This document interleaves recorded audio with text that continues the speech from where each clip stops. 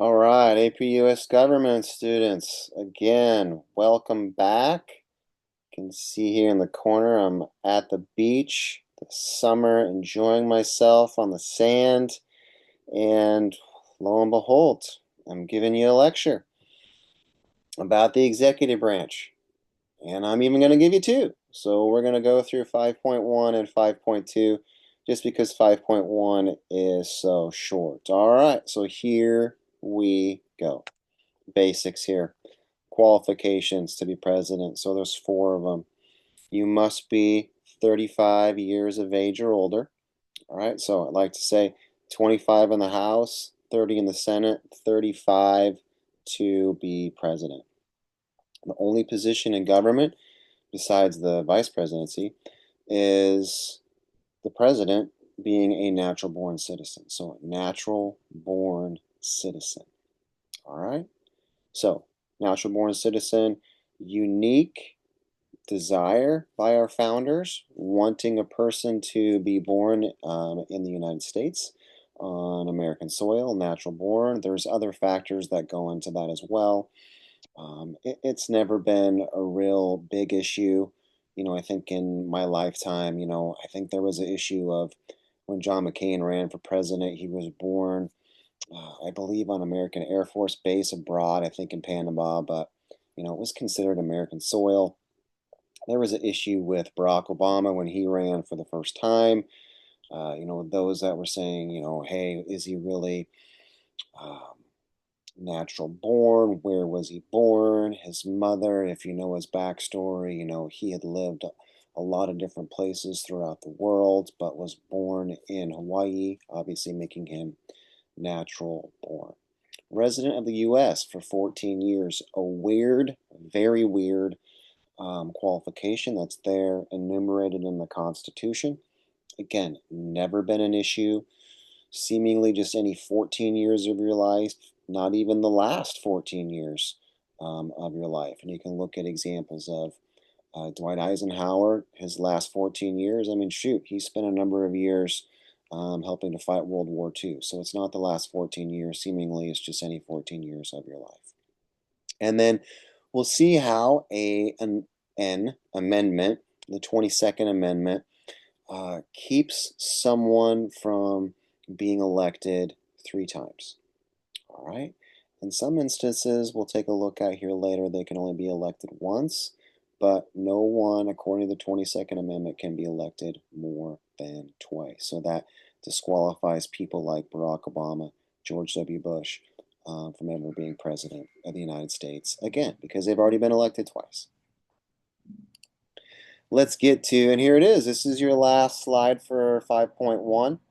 You can see here that you need to write down some of these underlined words.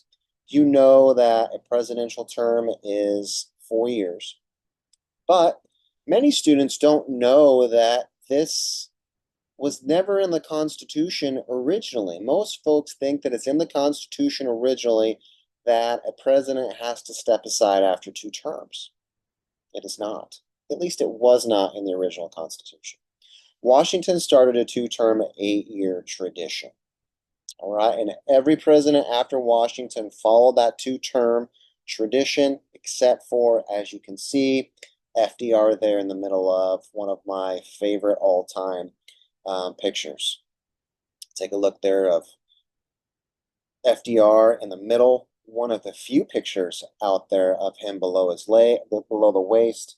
I think, as you know, the history of FDR in terms of him being impacted by polio and being in a wheelchair. He didn't like to be photographed, shown weak below the waist. So this is one of the few pictures that I've ever seen of him below the waist.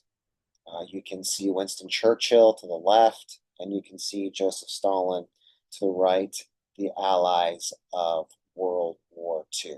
So FDR, back to the point, only president ever elected to not just 3 terms, but 4 terms. So he breaks that tradition. And then 7 years after his death in 1952, our country puts together the 22nd Amendment. And let's take a look at what it says there. No person shall be elected to the office of president more than twice. There it is. And no person who has held the office for more than 2 years of a term to which some other person was elected president shall be elected more than once. All right? So if a president dies and there's more than half of a term left, that vice president, that person coming up to be president, can serve that 2, 3+ years of that other person's term that was elected that's now deceased, and then they can only serve one more term after that. All right, so you see that? So as you can see, and as I go through this lecture, that the students are going to try and guess, but you can see that it's 10 years.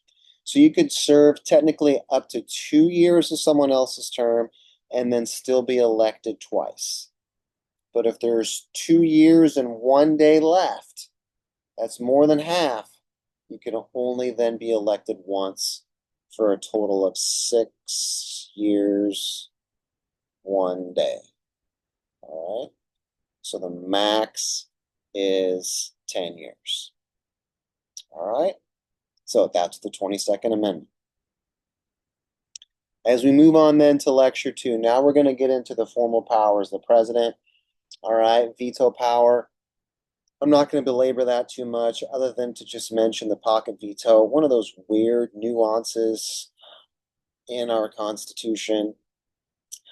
I don't know why AP really honestly even mentions it. It's such a meh kind of thing, but it's in there.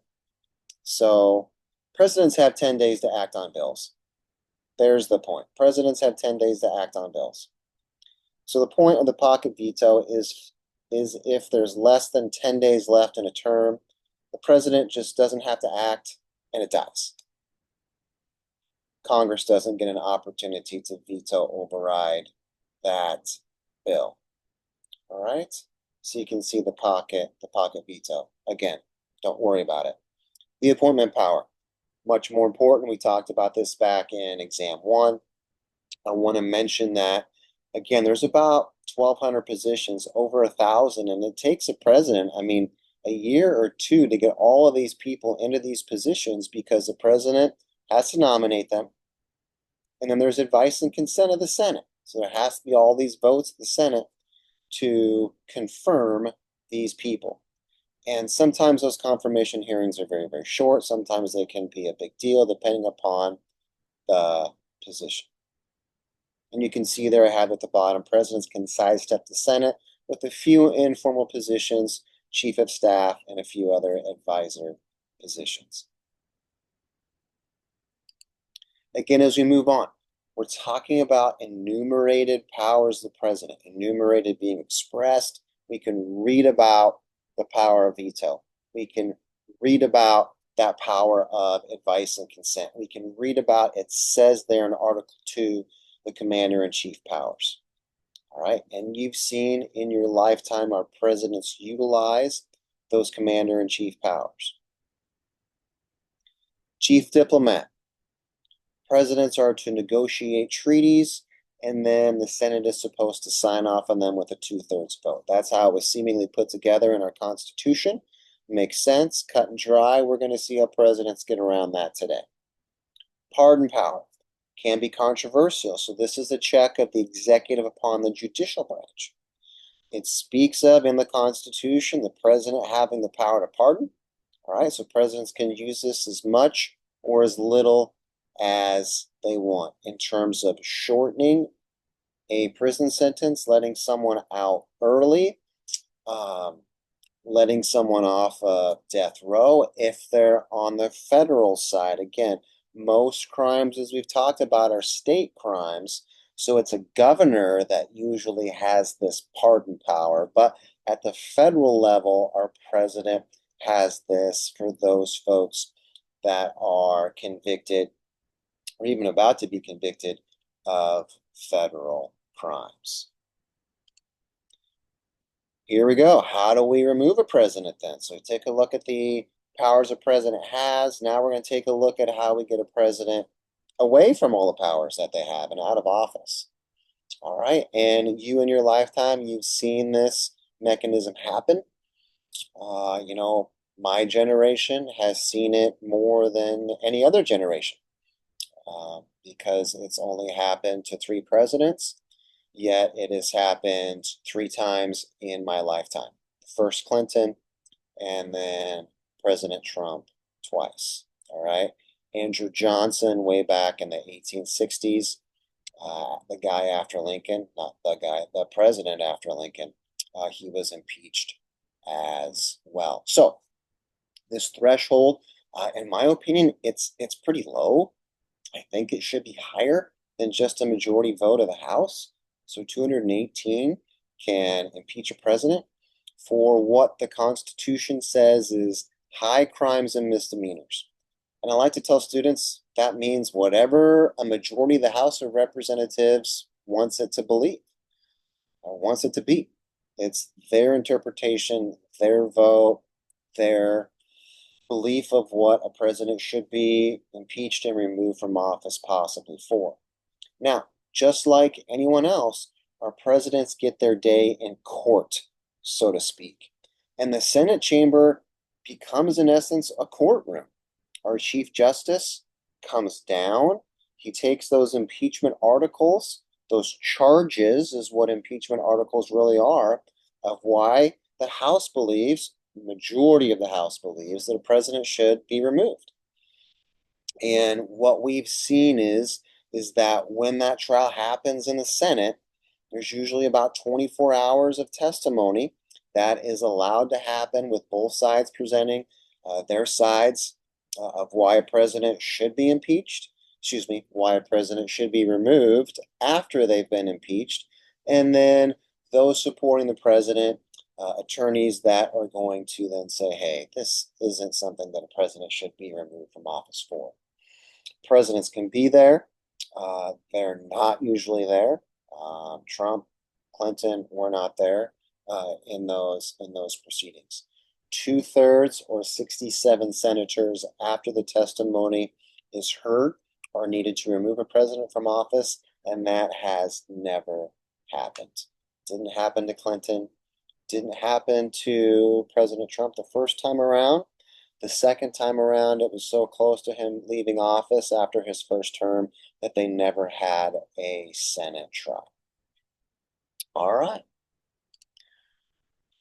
Lecture 3, we'll leave that for next time. That is 5.1 and 5.2. See you next time, everyone. Time to get some sun.